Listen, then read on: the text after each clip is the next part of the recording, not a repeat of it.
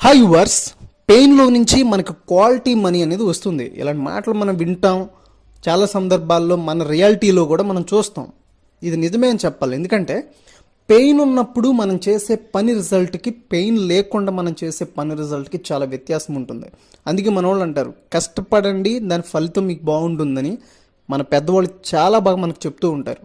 ఇది నిజమే. ఎందుకంటే పెయిన్తో కూడిన పని చేసినప్పుడు దానివల్ల వచ్చేటువంటి మనీ మనకు ఉపయోగపడుతుంది. ఆ మనీ మనకు చాలా నేర్పిస్తుంది, ఒక డిసిప్లిన్ అనేది మనకు నేర్పిస్తుంది.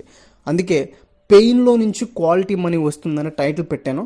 బట్ అదేవిధంగా బిజినెస్కి కూడా ఒక పెయిన్ ఉంటుంది. ఆ బిజినెస్ క్వాలిటీ పరంగా కావచ్చు, మార్కెటింగ్ పరంగా కావచ్చు, లేకపోతే ఇంకా డెవలప్ అవ్వాలనే విషయాల పరంగా కావచ్చు, ఒక పెయిన్ ఉంటుంది.